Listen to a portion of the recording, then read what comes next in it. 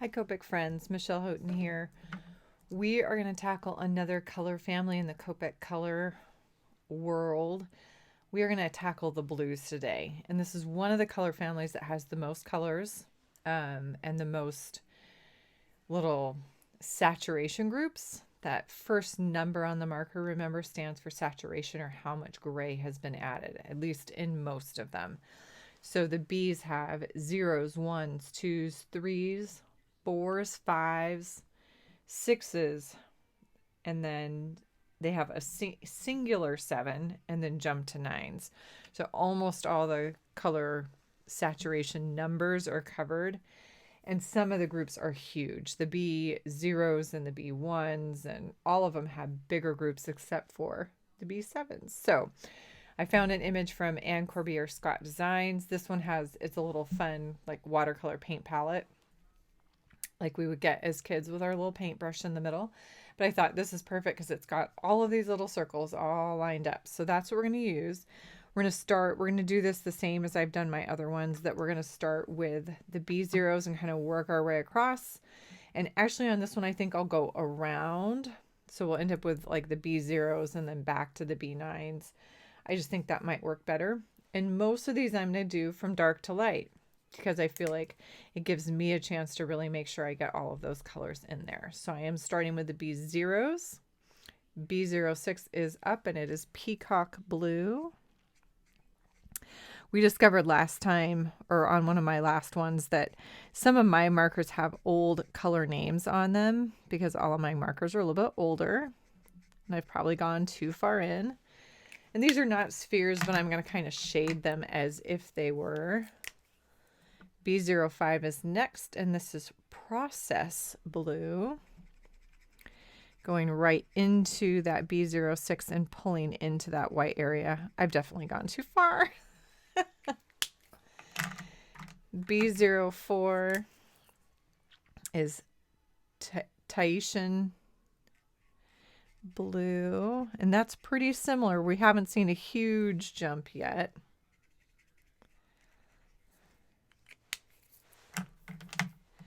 Down to B02, which is robin's egg blue, but you can tell these are super bright, and a lot of people have the B zeros. They attract our attention when they're sitting in the little shelf. They're bright and bold.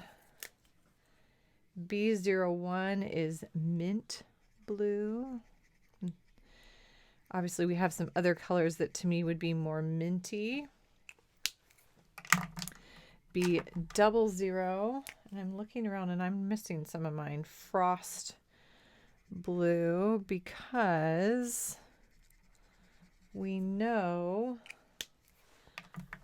there is a B000.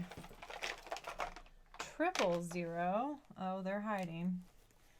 I knew I had some more somewhere. It was not looking right at all because I can't fit them all in one container. That's why. Okay, let's do this. Make sure these are with their little groups. Here we go. Two more. We've got to be B000. And obviously this is not all going to go in here. And then we do have, which is called pale porcelain blue. And then B000 is pale celestine. I'm going to do this. We did this last time and kind of lined them up.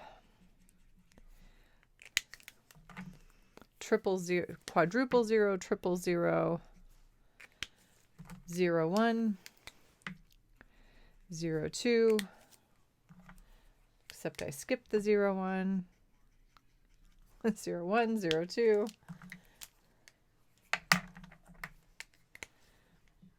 04, 05, 06. So those are the B zeros. That's way too small to be writing numbers with. And that is not what I want. Oh, Michelle, you're not doing well tonight at all. All right, these are all B's. 1, 2, 3, 4. 1, 2, 3. 1, 2. 01. 02. 04. 05. 06. Yup. And then we have the B1s. Of course, I've got 2 of that, ever so handy. It's not helping the cause here. Okay, B1s. We have a B18. That is a beautiful color. I need to probably pull that one out more often. Very pretty. B16.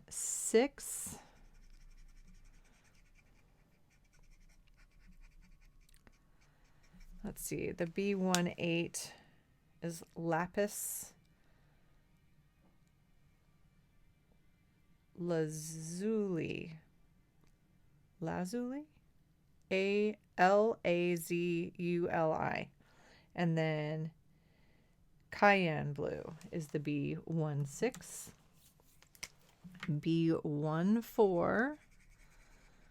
And this is, yeah, definitely print that in white. Light blue.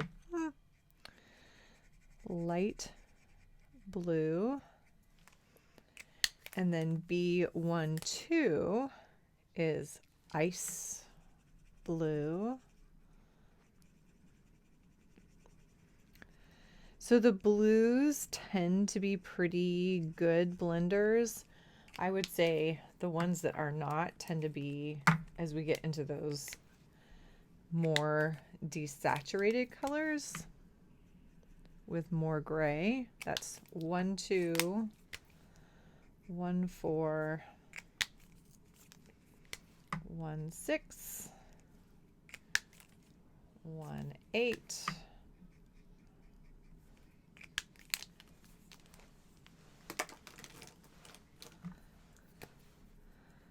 1, 2, 1, 4, 1, 6, 1, 8, and then we've got the 2s. See if I have that. Looks like all of the 2s. We've got 6 of those. And it starts with a B29, which is ultramarine. This is one that I exchanged out and do not have a brush nib on right now. So I will use my medium broad nib. A little hard to flick with that, but it's gonna work. So that's the B29. We go right into a B28. Not a huge difference.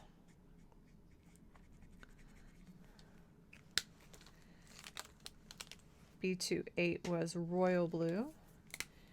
B26 is cobalt blue.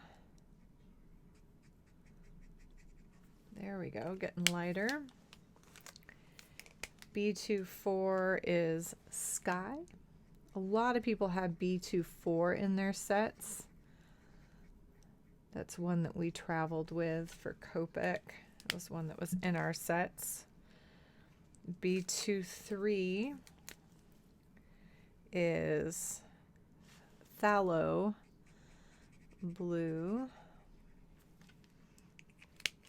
And B21 is baby blue.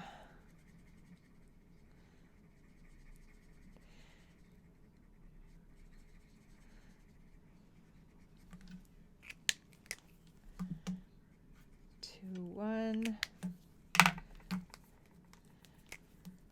2, 3, 2, 4,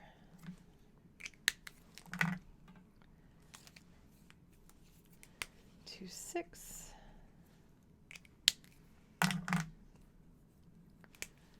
2, 8,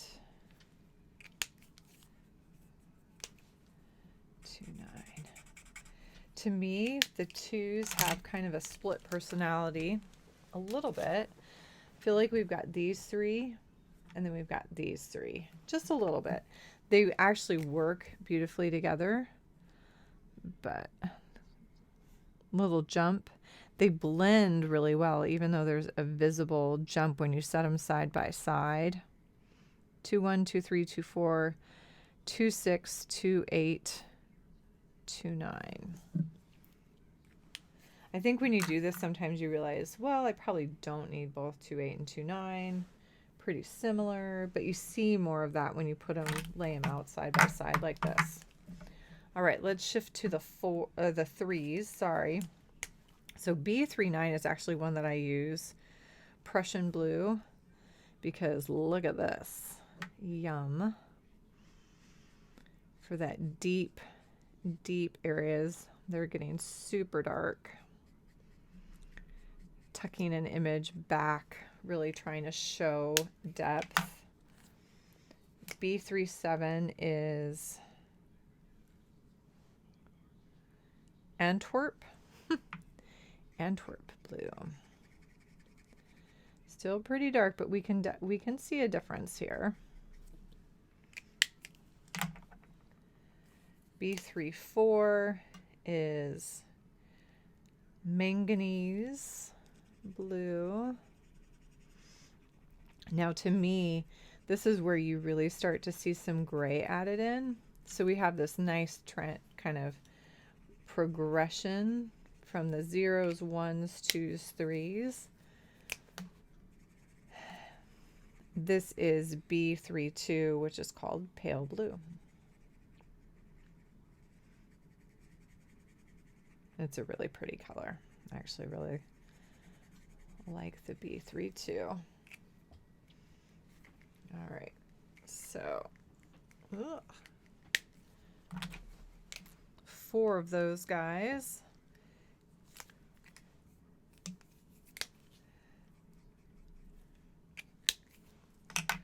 3, 2, 3, 4, 3, 7, 3, 9.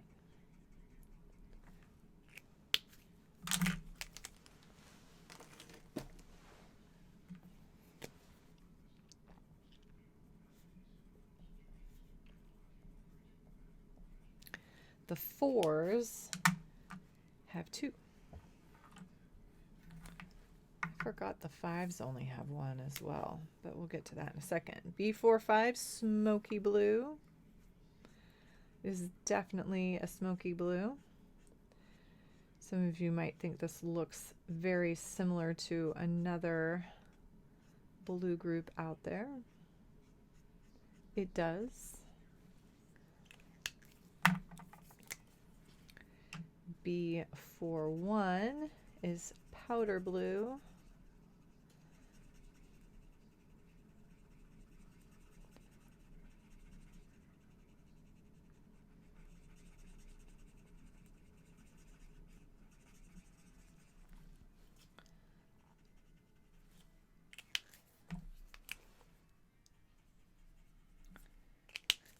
So not a huge range with the B4s. Got 4-1 and 4-5, but very pretty colors.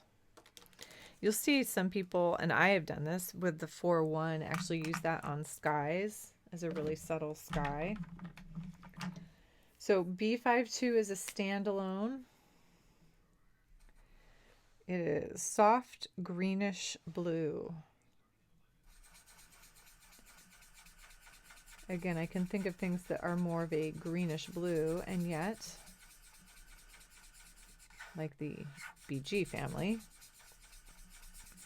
But here is our B52.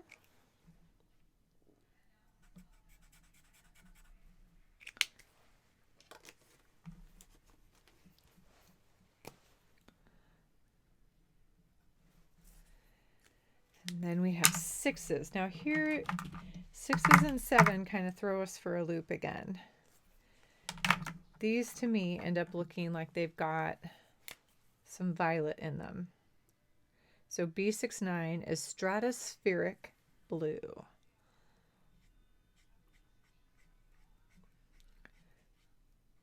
So to me, suddenly we've shifted gears on the gray. We have this nice series of adding more gray, and then we've kind of shifted as we jump to this other side. So 6-6 is next. Clematis. And the 6s are one that I actually have trouble blending. I use them regularly because I love these group of colors, but some of them, as we get to the 6-3 and 6-0, are not as friendly blending. Light hydrangea.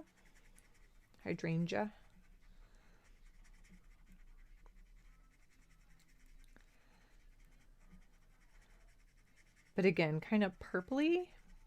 I love that color though. So pretty. B60, pale blue gray.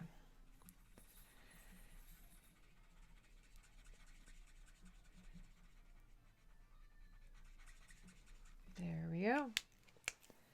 So 6-0, 6-3, 6-6, 6-9.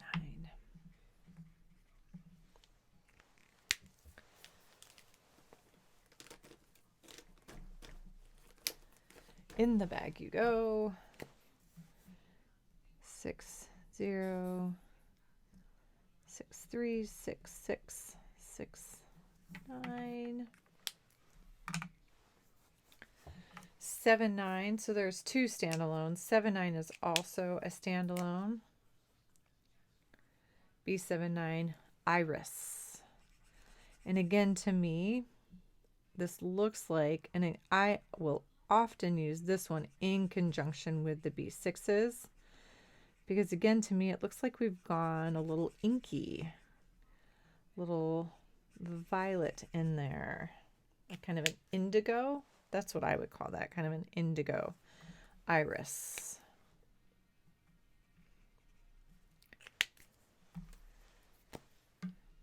Seven, 9. And then we have a group that a lot of people own, which is the B9s. So we've got 9-9, which is agate. And now we've gone all the way with that gray. So pardon the interruption, and we are right back to that saturation number, getting more gray as we go up. Night blue. So a lot of people use the B9s, at least in the crafting world, for denim. It's very popular. 9-5 is light grayish cobalt. Very specific. And it's kind of fun because you can do all sorts of different washes of denim with the range. B93 is light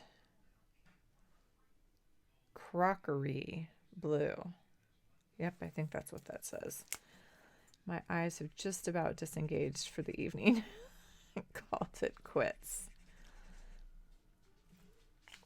And B91, pale grayish blue. We'll add these down here. There's the 9-1, 9-3, 9-5, 9-7, 9-9.